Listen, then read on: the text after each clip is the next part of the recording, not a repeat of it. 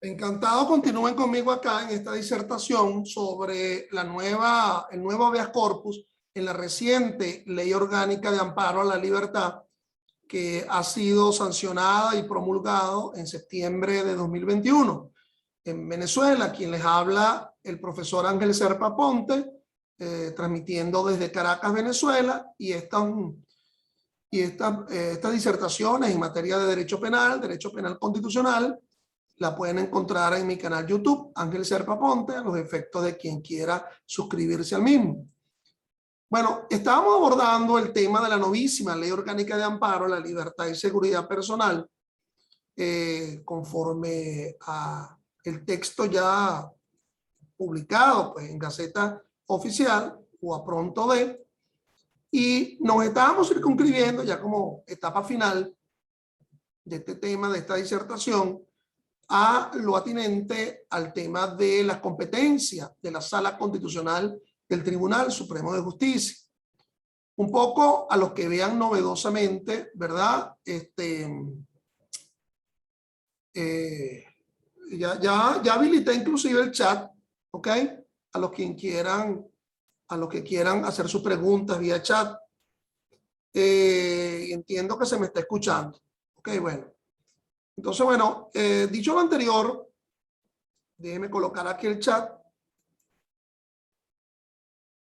para los que tengan algún tipo de pregunta. El chat está colocado. Bueno, ¿qué hemos hecho hasta ahora? Hemos analizado esa ley en su relación con la Ley Orgánica de Amparo sobre Derechos y Garantías Constitucionales, nunca confundir una con la otra, en su vinculación con el Código Orgánico Procesal Penal, en su vinculación con la Ley Orgánica del Tribunal Supremo de Justicia, en su vinculación con los criterios que han surgido por parte de la Sala Constitucional del Tribunal Supremo de Justicia, en la esencia de la creación de tribunales especializados en materia de amparo, que me imagino en horas estará siendo creado por la propia Comisión Judicial del Tribunal Supremo de Justicia, y en caso de que no sea así, asumiendo las atribuciones que nos habla el artículo 67 y del Código Orgánico Procesal Penal en cabeza de los tribunales de control, y mientras ello no sea así, mientras no se creen esos tribunales, bueno, asumiéndose ese habeas corpus por parte de los tribunales de control. En mi personal criterio, la manera como se asume esta nueva ley también permitiría, inclusive, asumir, entender, accionar el habeas corpus aún frente a decisiones judiciales. Cuando el medio que se tiene para impugnar esa aflicción de la libertad y de la seguridad personal no sea tan célere como las 96 horas que establece la orgánica ley para resolver el tema de libertad y de seguridad personal, pero además que se sustente en la inexistencia de, mejor dicho, en la que se sustente en la... Ya, un momentico, por favor, déjeme guindar esto bien acá para hacer orden en el asunto.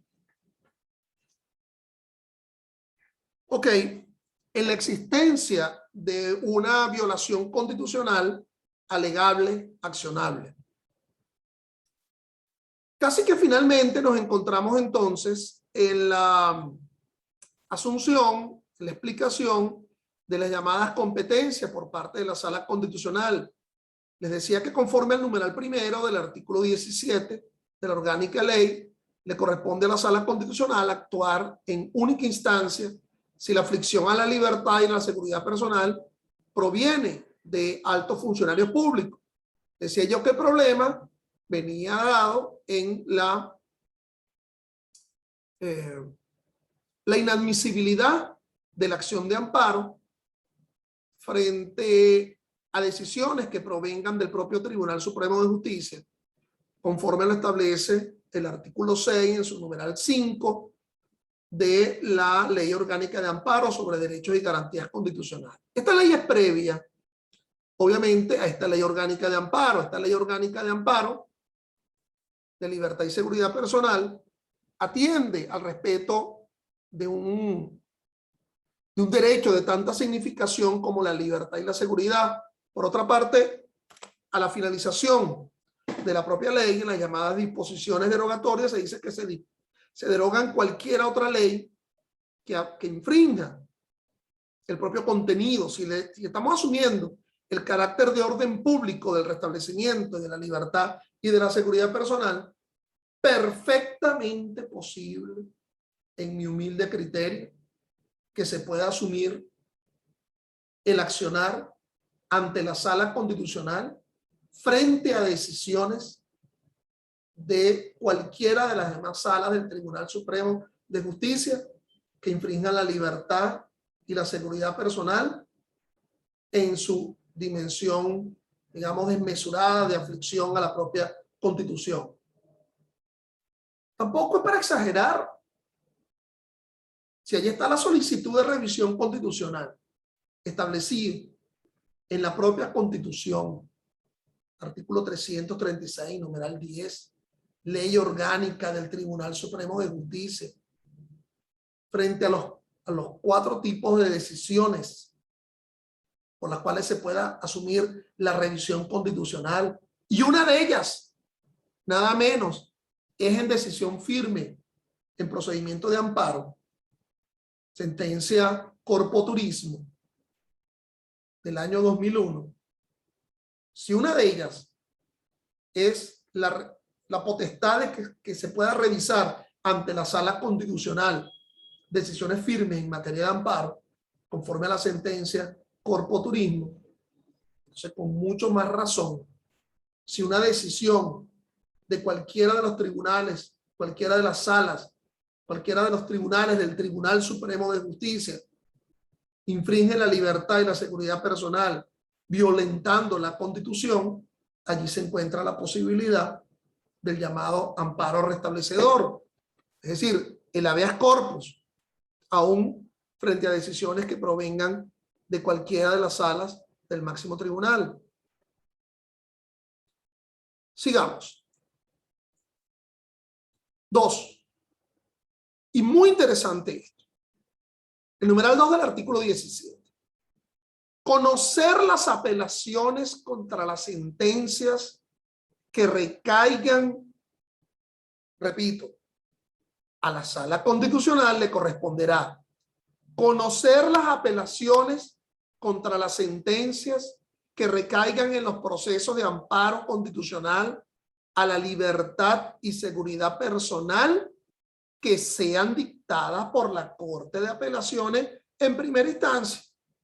Entonces, si la Corte de Apelaciones en primera instancia puede decidir en amparo, favoreciendo la libertad y la seguridad personal, y la Corte de Apelaciones son superiores a los tribunales de primera instancia penal, entonces la conclusión lógica es que los tribunales de primera instancia, con sus decisiones, también pueden afligir la libertad y la seguridad personal, y mi humilde criterio es que para que proceda esa acción de amparo ante la Corte de Apelaciones y ella admitirla, tendría que demostrar 2 aspectos. 1, que se ha violado un derecho y garantía constitucional. De verdad, no estamos en presencia de flagrancia, no estamos en presencia, por ejemplo, una forma inusitada de interpretar el principio de proporcionalidad. Alguien se mantiene privado de la libertad mucho más allá del tiempo que establece el 230 del Código Orgánico Procesal Penal, inclusive recientemente reformado. O se ha evidenciado que alguien ostente la condición de incapaz procesal, artículo 130 del Código Orgánico Procesal Penal. O alguien asume la libertad por la suspensión condicional del proceso. Yo sé que existen los medios para cuestionar ello, el recurso, pero ese recurso nunca va a ser decidido en menor tiempo a las 96 horas. Por lo tanto, la invocación, la motivación de celeridad tendría que estar presente en cualquier accionante en materia de amparo. Entonces, si la Corte de Apelaciones va a conocer, conforme a esa norma, en primera instancia de la acción de amparo, es porque ese amparo se interpuso contra una decisión que provino de un tribunal de primera instancia. Por lo tanto, todo aquel criterio que ha venido siendo manejado en 20 y tantos años por parte de la Sala Constitucional de la no procedencia del habeas corpus contra decisión judicial ha de ser morigerado en atención a esta posibilidad. ¿Qué sucede entonces con ese artículo anteriormente analizado? Bueno, la decisión que dicta en primera instancia concediendo el mandato de amparo o concediendo la negativa a amparar por parte de la Corte de Apelaciones afín a la materia va a ser apelada ante la Sala Constitucional. Fíjate que no se habla de consulta.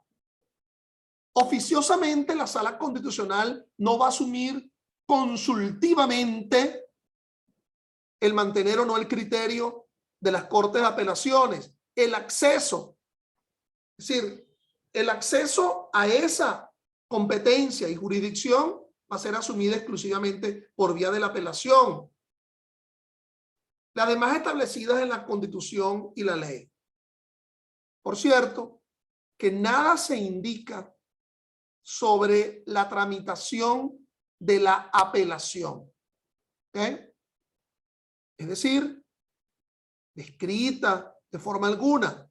Por lo tanto, allí todavía estaría presente las atribuciones de apelación conforme al artículo 35 de la Ley Orgánica de Amparo.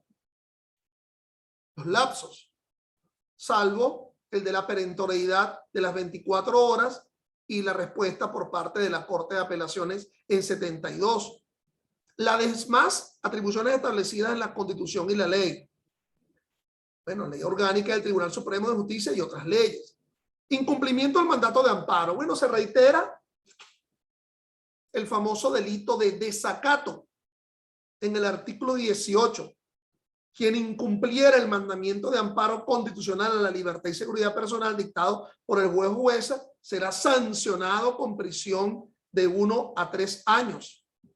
Nótese que el amparo esté firme o no es irrelevante para asumir la configuración del delito, puesto que si la propia ley establece que la interposición del recurso o la asunción de la consulta no suspende la ejecutividad y la ejecutoriedad del mandato de amparo, entonces en nada es óbice afirmar que después fue ante la impugnación fue revocada ese mandato de amparo.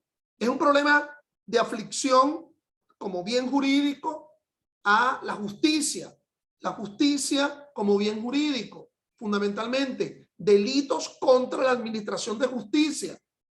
Entonces el llamado desacato frente al incumplimiento de un mandato de amparo en la noción de la prevención personal y prevención general de la pena. No es solamente frente a la procedencia o no de ese mandato de amparo, sino que el no ejecutar un mandato de amparo da un mal ejemplo a futuro en asunción de seguridad jurídica frente a los demás jueces, pues, que no acaten el mandato de amparo o la improcedencia del mismo. Disposición transitoria y derogatoria. Única. Con el fin de lograr la más efectiva administración de justicia en materia de amparo a la libertad y seguridad personal, el Tribunal Supremo de Justicia en sala plena podrá crear uno o más cargos de jueces o juezas temporales o permanentes de amparo a la libertad y de seguridad personal. Por lo tanto, me van a perdonar el error en que incurrí en las pasadas disertaciones cuando hablé de la Comisión Judicial del Tribunal Supremo de Justicia. La creación va a surgir por parte de la plena, del pleno del Tribunal Supremo de Justicia. Dichos cargos deberán ser desempeñados por abogados que quedarán comprendidos durante el ejercicio de sus funciones en las mismas incompatibilidades sujetos a los mismos deberes prescritos en las leyes para los juezas y jueces. Es decir, las incidencias de apartamiento, inhibición, recusación. Lo interesante es si va a asumirse las incidencias de apartamiento, por ejemplo, del Código de Procedimiento Civil o de la Ley Orgánica de la Jurisdicción de lo Contencioso Administrativa, de la Ley Procesal del Trabajo o del Código Orgánico Procesal Penal. Yo creo que, siendo el tema de la libertad muy caro frente al tema de, como consecuencia natural a la comisión de delito, debería ser conforme a las pautas del Código Orgánico Procesal Penal, pero hay un tema allí importante a debatirse. Entonces, se reafirma creación de tribunales temporales o permanentes de amparo a la libertad.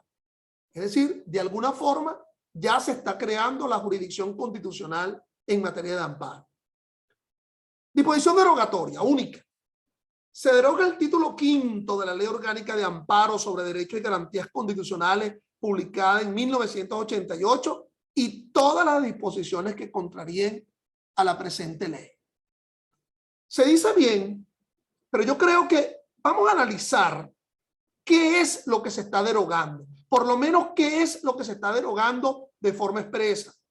Es decir, vayamos al título 5 de la Ley Orgánica de Amparo, que todavía está vigente, para que visualicemos qué es lo que se deroga.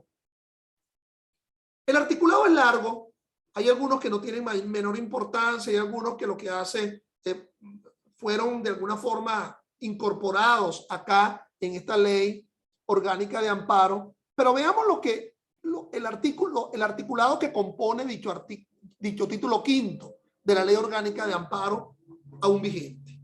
Ella, más no su título 5. A esta acción, es decir, la acción de la habeas corpus, le serán aplicables las disposiciones de esta ley pertinentes al amparo en general. Ajá. Si ese artículo fue derogado porque forma parte del título 5, entonces también estaría derogada la inadmisibilidad de la acción de amparo contra decisiones que provengan del Tribunal Supremo de Justicia. ¿Ok? Fíjense que allí no está la apelación. ¿Ok?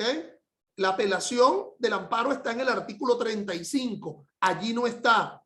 Aquí el articulado va del 38 al 47, entre el título 5. Artículo 39 de la Ley Orgánica de Amparo sobre Derechos y Garantías Constitucionales.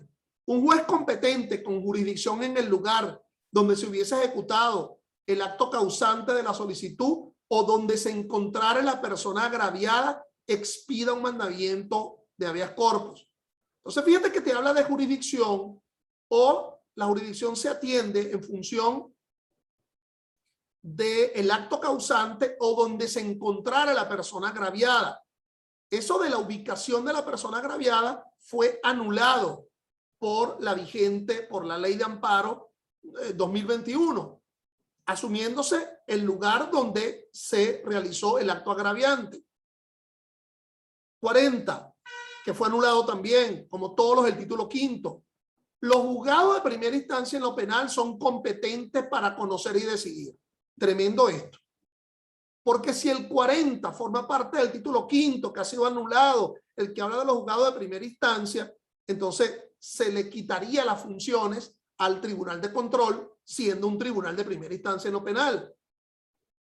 42. El juez, en caso de considerarlo necesario, sujetará esta decisión a caución personal o a prohibición de salida del país de la persona agraviada por un término no mayor de 30 días. Al eliminarse ese artículo 42 del título 5, me vas a dictar el mandato de amparo pleno, sin prohibiciones de salida del país y sin decisiones cautelares. Pleno, porque la posibilidad de la restricción del favorecido por el mandato de amparo, esa restricción que se encontraba en el título 5, ahora no se visualiza en la Ley Orgánica de Amparo y es plena la derogatoria de todo el título. ¿Qué más? Las detenciones que conformen a la ley ordenen y practiquen las autoridades policiales u otras autoridades administrativas no excederán de 8 días. Las que pasen de 48 horas deberán imponerse mediante resolución motivada. Quedan a salvo las disposiciones legales aplicables al proceso penal. Obviamente que tendría que haberse eliminado ese artículo 44 porque nos encontramos en una nueva regulación de las 48 horas del encuentro flagrante de comisión de hecho ilícito para ser presentado ante el tribunal de control o a las 48 horas de haberse ejecutado la orden de aprehensión. Mal se podría hablar de los famosos 8 días en vigencia del derogado Código de Enjuiciamiento Criminal. 45. Cuando se hubiere cometido un hecho punible, las autoridades de policía que de acuerdo con la ley sean auxiliares de la Administración de Justicia podrán adoptar como medidas provisionales de necesidad y urgencia la detención del presunto culpable o su presentación periódica durante la averiguación sumaria a la autoridad respectiva. En cualquiera de los dos supuestos anteriores, la orden deberá ser motivada y constar por escrito. Cuidado si alguien entiende, por favor, que como se está eliminando el artículo 45 del título quinto de la Ley Orgánica de Amparo, ya no existe la flagrancia, ni la orden judicial. No, todavía sigue existiendo la solicitud de orden de aprehensión y todavía sigue existiendo, conforme al 234 del Código Orgánico Procesal Penal, que uno de los que están legitimados para aprehender sean los órganos policiales, al igual que la víctima, y el clamor público sin problemas de linchamiento ni nada de esto, ¿ok? Pero eso sí, vinculado al concepto de flagrancia, flagrancia propia, flagrancia impropia, y en lo que atañe a la orden de aprehensión, la ejecución de la orden de aprehensión que provenga de un juez, que sea motivada, que esté contenido sobre la base de lo que establece el artículo 236 del Código Orgánico Procesal Penal. 46. Estoy leyendo de las normas contenidas en el título quinto que han sido derogados por la Ley de Amparo de la Libertad, pero que se encontraban presentes en la Ley Orgánica de Amparo sobre Derechos y Garantías Constitucionales, digamos la Ley Paraguas. En el caso del artículo anterior, el detenido deberá ser puesto a la orden del juez competente dentro del término de los 8 días. Ya sabemos que dentro del término de las 48 horas. Esto derogado porque se derogó el Código de Enjuiciamiento Criminal y además la presencia del número de horas descrito en el artículo 44 de la Constitución, lo cual ratifica el propio Código Orgánico Procesal Penal en sus artículos 234 y 236. 47. La autoridad que tuviere bajo su guarda o custodia a cualquier persona detenida estará en el deber de permitirle, conforme a las normas reglamentarias correspondientes, comunicación con su abogado y con sus parientes más cercanos. Cuidado si alguien entiende que como ese 47 está dentro del derogado título quinto, entonces las atribuciones que le son precisas en el Código Orgánico Procesal Penal a los órganos policiales en materia de detención con la exigencia de participar a los familiares y defensa de las causas de la detención se encuentran derogadas. O sea, una especie de reglamento escalera. Como la Ley Orgánica de Amparo es atribuible solamente al restablecimiento de la libertad y deroga el título quinto de la Ley Orgánica de Amparo sobre Derechos y Garantías Constitucionales, entonces se entenderá que el deber de comunicación de la detención presente en el Código Orgánico está derogado. No. Es decir, Código Orgánico está regulando actos procesales en fase preparatoria, uno de los cuales, una de las incidencias de la fase preparatoria es precisamente la detención, bajo todo aquel expediente que va de los artículos 229 y siguientes, todo lo que está vinculado a los institutos vinculados a la libertad en el proceso penal. Bueno, mis estimados, el 6.7, veamos lo que dice el COP y el habeas corpus. El 6.7 del COP son competencias comunes a los tribunales de primera instancia municipal en funciones de control y de los tribunales de primera instancia estadal en funciones de control. Conocer la acción de amparo a la libertad y seguridad personal salvo cuando el presunto agraviante sea un tribunal de la misma instancia, caso en el cual el tribunal competente será el superior jerárquico.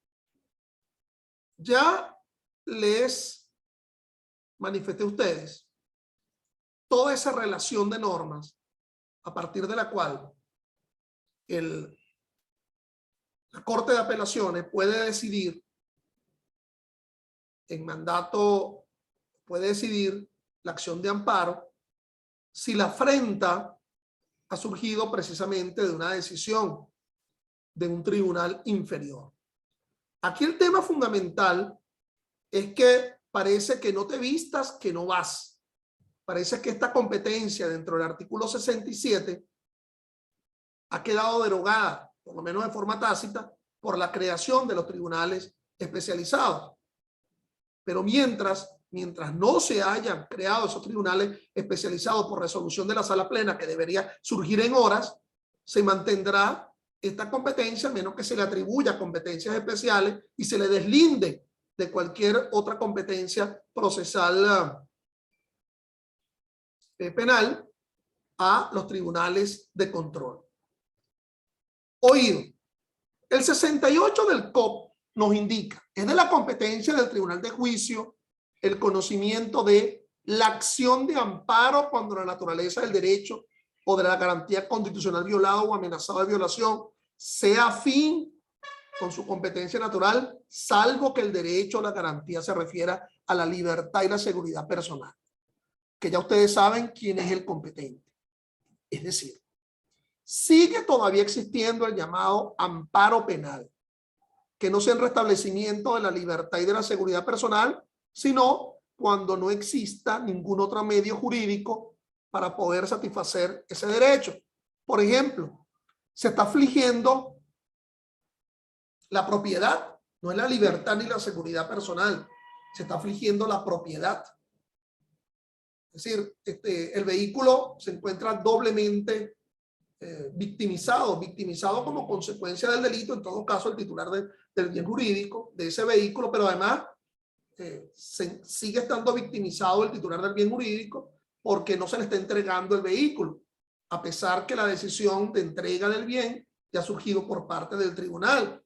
Y aquí está afligiendo el fiscal que no termina de entregar el vehículo, que no termina de entregar el bien. Entonces, ese amparo sí lo iría a conocer un tribunal de juicio que sigue existiendo, ¿ok?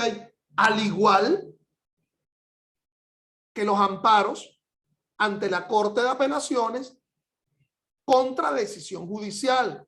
No es por un problema de libertad o seguridad personal, sino por un problema de ausencia de motivación, por un problema de no seguimiento de las garantías, etcétera, etcétera.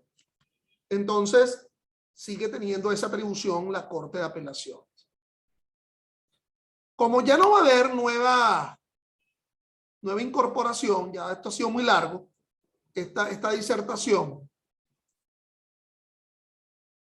es extraña, y se los comento, y ahí tienen el gráfico, la redacción de la novísima sentencia 459 del 20 de septiembre del 01 de la Sala Constitucional. A ver, recuerden que antes de la publicación de las leyes, el presidente puede dar un veto a una ley sancionada por razones de inconstitucionalidad, pero también el adoptar el carácter orgánico de una ley, que sea orgánica como adjetivo, también procede de la Sala Constitucional. Es decir, los pronunciamientos de la Sala Constitucional han de atender sobre la necesidad de adjetivizar como orgánica dicha ley. Si una ley es orgánica, se está desarrollando una norma, un principio o un valor constitucional. La respuesta es obvia. Si el amparo en sentido global, pero también el amparo en restablecimiento de la libertad está presente en el artículo 27 de la Constitución, es obvio que cualquier ley que disponga sobre el amparo general o el amparo en restablecimiento de la libertad y la seguridad personal ostentará el carácter orgánico. Y ese debió haber sido el razonamiento exclusivo por parte de la Sala Constitucional. Pero leo esto en esa sentencia. La presente ley y lo subrayo, no contempla cualquier regulación del derecho al amparo para asegurar la libertad y la seguridad personal, sino que el mismo contiene elementos básicos y esenciales de dicha regulación, en donde además se define un proceso eminentemente célere como factor que garantiza su efectiva materialización a través del necesario marco legislativo. Aquí se equivocó la sala, dijo afectiva, efectiva materialización a través del necesario marco legislativo, que contribuye a la mejor aplicación del precepto constitucional contenido en la tercera parte del artículo 27, porque incide en aspectos propios de la eficacia del mismo. Es decir, que esta ley solamente se está ocupando del tercera parte del artículo 27 de la Constitución y no todo el amparo descrito en el artículo 27. Lo que me llama la atención es que indica que no contempla cualquier regulación del derecho al amparo para asegurar la libertad. Y si no lo contempla, entonces, ¿qué es lo que hace la ley? Si no contempla el derecho al amparo para asegurar la libertad y la seguridad personal, y dice, sino que el mismo contiene elementos básicos y esenciales de dicha regulación, en donde además se define un proceso eminentemente célere como factor que garantiza su efectiva materialización a través del necesario marco legislativo. Marco legislativo es que ubica la necesidad de que otros cuerpos normativos de alguna forma ayuden a la hermenéutica, a la interpretación de la ley. En ese orden de ideas, luego analizar los fundamentos teóricos anotados y sin que ello constituya pronunciamiento adelantado sobre la constitucionalidad del contenido del texto normativo aquí sancionado por la Asamblea Nacional, esta sala se pronuncia los efectos previstos en el artículo 203. Es decir, mis estimados, solamente a los efectos de otorgarle el carácter orgánico. Es decir, que cualquier cuestionamiento o solicitud de nulidad parcial o total está esperando ya con las puertas abiertas, con la ventana abierta, pues como la que yo tengo detrás, la sala constitucional, ¿verdad? Para recibir cualquier solicitud de nulidad parcial o total por inconstitucionalidad de la ley orgánica de amparo, pero que necesariamente ha de tener el carácter de orgánico porque está desarrollando una norma, un principio o un valor constitucional. Bueno, yo concluí. Vamos a ver qué me dicen aquí algunos chats. Me está preguntando Moisés García. Profesor, buenas tardes. Salvo su opinión. Salvo su opinión. Ajá. Bueno, no la he salvado hasta ahora. Déjame ver qué es lo que es. Salvo su opinión. Se debe agotar la nulidad absoluta por una aprehensión ilegítima o ilegal, según el nuevo COP, ante el juez de control, antes de ejercer esta modalidad de amparo, ante el juez especializado según la ley. ¿Qué prevalece? Bueno, prevalece los extremos para los cuales se viabilice la pérdida de la libertad, que no son más que dos: la comisión flagrante de un hecho ilícito o la previa orden judicial. Si hay una previa orden judicial, pero esa previa orden judicial afecta derechos y garantías constitucionales, bueno, será la ley de amparo, la acción de amparo. ¿Por qué? No es solamente por la invocación del derecho o la garantía, sino el factor célere. Fíjate que varias veces lo repite la norma. El factor de la necesidad de un restablecimiento que no va a ser posible a través de un medio ordinario, siempre y cuando surja la existencia de un derecho constitucional violado. Es decir, yo creo que ahora perfectamente es posible, frente a francas violaciones de la libertad, que se pueda interponer la acción de amparo, ¿ok? Ante la inexistencia, por ejemplo, de una flagrancia o ante la inexistencia de una orden de aprehensión no sustentada conforme a derecho. Porque, ojo, sigue existiendo aquel criterio del llamado amparo estéril, es decir, de una franca invocación de amparo como un factor retardante. Es decir, la posibilidad de asumir de forma deportiva la acción de amparo cuando realmente estamos en presencia de un medio.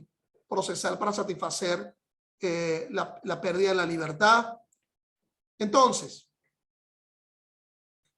si nos encontramos en una circunstancia de flagrancia, yo creo que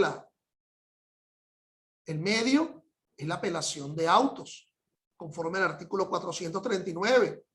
Si nos encontramos con un problema de previa orden de aprehensión que esté motivada, bueno, el mecanismo sería esperar la transformación de la orden de aseguramiento en la privación. Si es inmotivada, bueno, estarán los recursos. Ahora, si un juez, a pesar de una privación ilegítima de la libertad, que ahora lo reafirma el 175 del Código Orgánico Procesal Penal, insiste en mantener la privación de la libertad, obviamente que la apelación no me va a servir, porque de forma célere la amenaza a la libertad surge solamente por la vía de la acción de amparo. Es decir, que prevalece la nulidad absoluta del nuevo COP o esta modalidad de amparo, todo ello frente a una presión ilegítima o ilegal. No, yo creo que hay vasos comunicantes, hay vasos concordantes en el asunto, ¿ok? Y ya lo he manifestado en estas 3 sesiones. Pregunta Leonor Piñero, doctor Serpa, ¿en qué afecta que se haya derogado el título 5º? Creo que ya lo expuse. Otra pregunta, lo hace Moisés García. ¿Usted cree que ante estos jueces especializados en esta especialísima materia se puede paralelamente reclamar otro derecho, garantía o principio constitucional debido proceso? Por ejemplo, ¿no estaríamos presentes ante una inecta acumulación? No, yo creo que solamente problemas vinculados a la libertad y la seguridad personal. Artículo 44 de la Constitución. Sigue asumiéndose la materia para el cuestionamiento por vía de la acción de amparo, por ejemplo, en los tribunales de juicio penal, para el amparo no penal no vinculado a la libertad y la seguridad. Leonor Piñero, ¿se mantiene el criterio de que hay que agotar los medios ordinarios para recurrir en amparo ante la Sala Constitucional? No, bueno, la Sala Constitucional se recurre en amparo contra actuaciones de alto funcionario público o contra decisiones que provengan de la Corte de Apelaciones, siendo que la Corte de Apelaciones actúa en primera instancia, en mandato de amparo. Entonces, ello es lo que activa el mecanismo ante la Sala Constitucional. En caso de detención policial en violación a la Constitución e inobservancia por parte del juez a la hora primera parte del 175 del COP, se podría accionar en amparo, lo que anteriormente negaba la sentencia 526. Es el gran ejemplo. Es el gran ejemplo. ¿Ok? Es lo que yo, antes de leer la pregunta, lo había entendido. Así. Bueno, señores, recuerden que aquí comenzará un proceso de disertación, de estudio, de análisis. No tengo la última respuesta, es mi criterio. Y nos vemos. Y gracias por su atención.